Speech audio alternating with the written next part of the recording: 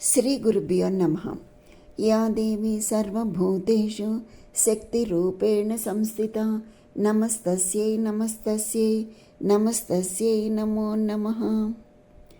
ఆషాఢమాసం వారాహి నవరాత్రులు 10వ రోజు. ఈ రోజున అమ్మ ఆదివారాహిగా పూజలు అందుకుంటూ ఉంటుంది. అనగా ఆషాఢ శుక్ల దశమి నాడు అమ్మ ఆదివారాహిగా భక్తులను అనుగ్రహిస్తూ ఉంటుంది. 9 రోజులు పూర్తి చేసుకుని 10వ రోజున ఆది వారాహిగా భక్తులను అనుగ్రహిస్తూ ఉంటుంది. ఈ రోజున ఈ నవరాత్రులు పూజ చేసుకున్న వాళ్ళు ఉద్యాపనగా ఈ నవరాత్రుల పూజను పూర్తి చేసుకుంటూ ఉంటారు. ఆది వారాహి అంటే వారాహిదేవి యొక్క మూల స్వరూపం, ఆద్యశక్తి, అనాది రూపం.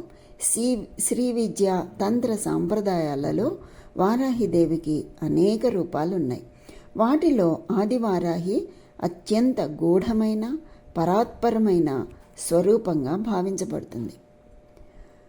ఆదివారాహి అమ్మవారు సప్తమాతృకులలో అంటే 7 తల్లి దేవతలలో అత్యంత శక్తివంతమైన దేవతగా, లలితా పరా భట్టారికాదేవి ప్రధాన సేనాధిపతిగా నిలుస్తారు. శ్రీ విద్యోపాసనలో ఆదివారాహి అమ్మవారికి విశిష్టమైనటువంటి స్థానం ఉంది. సాధనలన్నింటిలో శ్రీ విద్యా సాధన సర్వోన్నతమైనదిగా పరిగణించబడుతుంది. శ్రీ విద్యా సాధనలో లోతుగా ఇమిడి ఉన్న సాధన శ్రీవారాహికి సంబంధించినదే. ఆ తల్లి శ్రీమాత యొక్క అత్యంత భయంకరమైన స్వరూపం మరియు ఆ తల్లి యొక్క అంశ.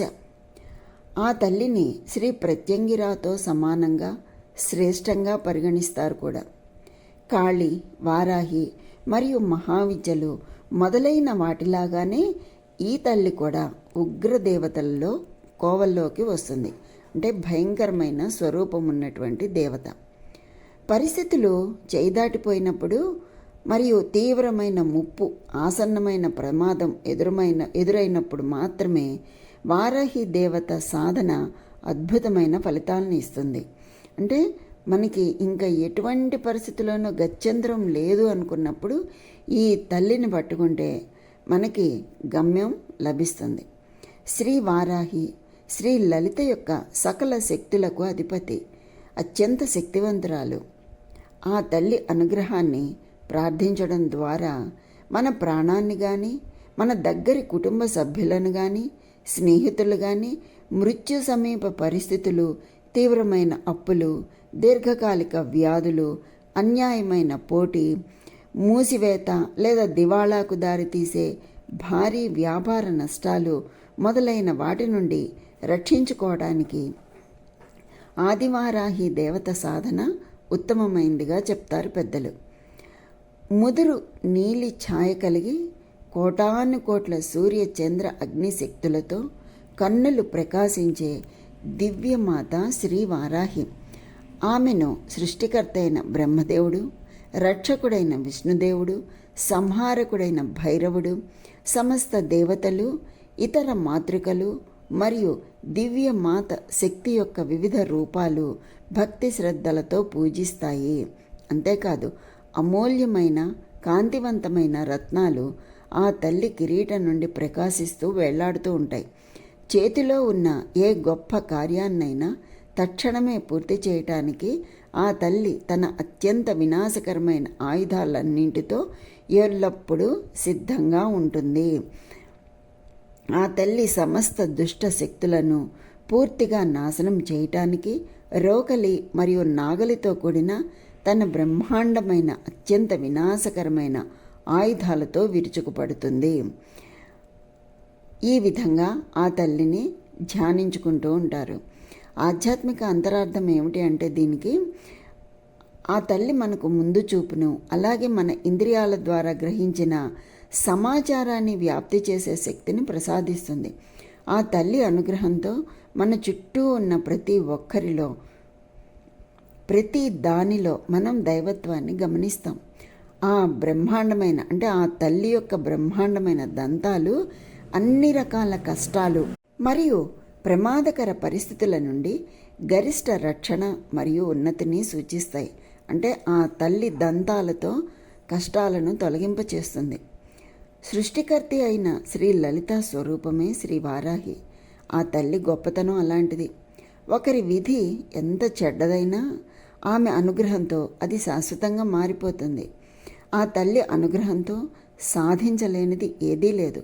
తమ కోరికలను పొందటానికి ఎక్కడికి వెతకనవసరం లేదు. శ్రీ వారాహి సర్వస్వరూపి. ఆ తల్లి తన దంతాలతో సమస్త విశ్వాన్ని పట్టుకొని తన అనుగ్రహంతో ప్రతి ఒక్కరిని ప్రతి దానిని ఆదుకుంటుంది. అంత గొప్ప స్వరూపం ఆదివారాహి.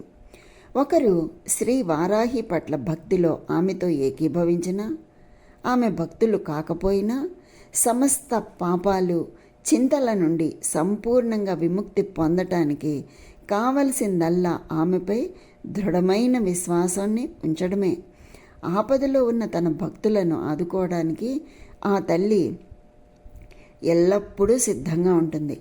నమ్మి కొలుచుకున్న వారికి ఎటువంటి ఆపదలు ఉండవన్నమాట. ఇక్కడ మనకి ఇంకొక మాట కూడా చెప్తున్నారు. ఏంటంటే అది యుక్త. యుక్త అంటే అనుసంధానించబడిన లేదా కలపబడిన అని. అంతేకాకుండా అయుక్త అంటే విడదీయబడిన లేదా వేరుగా ఉన్న అని అర్థం. అంటే ఏంటి? ఒకరు భక్తియుక్తంగా అంటాం కదా, అలాగనమాట.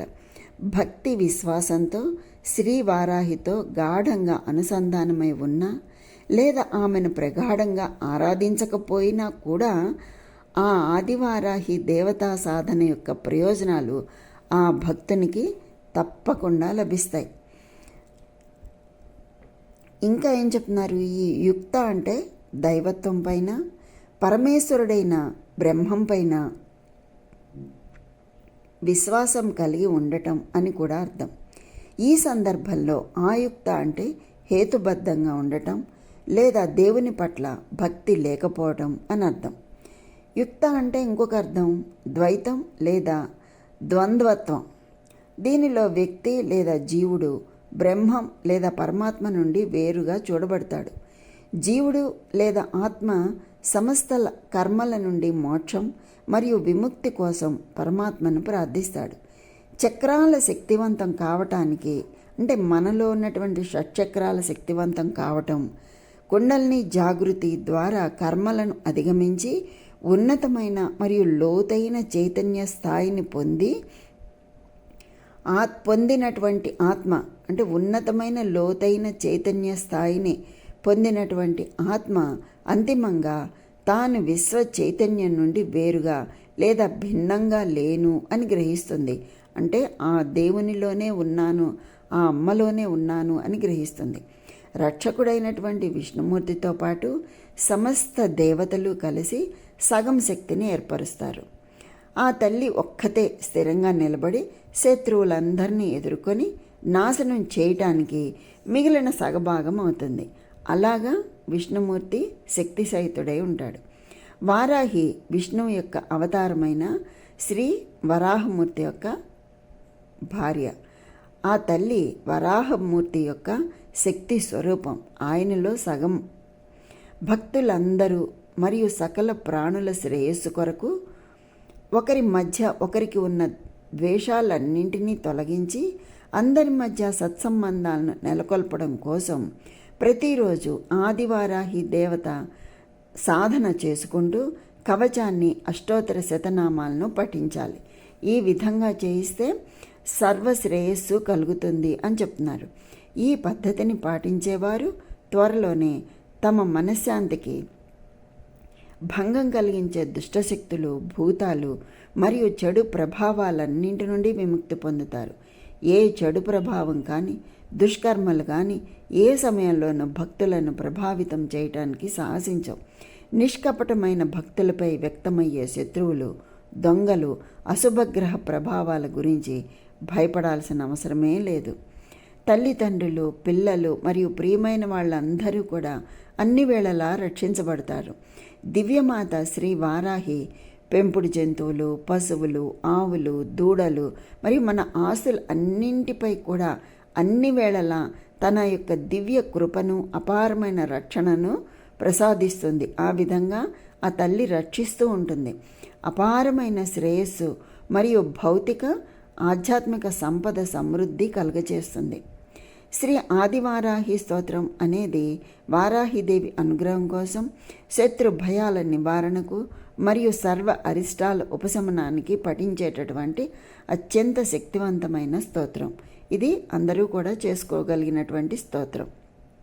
దీనివల్ల ప్రయోజనం ఏమిటి అంటే రక్షణ కవచంలా పనిచేస్తుంది. అంటే ఎలా? దిష్టి, చేతబడి మరియు క్షుద్ర శక్తుల నుండి రక్షణ లభిస్తుంది. భయ నివారణ అంటే శత్రువుల నుండి వచ్చే భయాలు, ఆపదలు తొలగిపోతాయి. విజయం అంటే కోర్టు కేసులు, వాదోపవాదాల్లో వాక్ చిత్త స్తంభన ద్వారా విజయం లభిస్తుంది. కష్టాల ఉపశమనం అంటే దారిద్ర్యం, రోగాలు, మానసిక బాధలు ఇవన్నీ కూడా నశిస్తాయి. ఆది వారాహి దేవిగా ప్రజలను ఆ తల్లి ఎల్లప్పుడూ కాపాడుతూ ఉంటుంది. దేశం శుభిచ్చంగా ఉండాలని, మనమంతా చల్లగా ఉండాలని, ధర్మం వైపు మనం నడవాలని అమ్మ ఆదివారాహి పాదాలను పట్టి ప్రార్థన చేద్దాం, ధరిద్దాం. శ్రీ ఆదివారాహి దేవి యొక్క అనుగ్రహం అందరికీ కలగాలని కోరుకుంటూ స్వస్తి.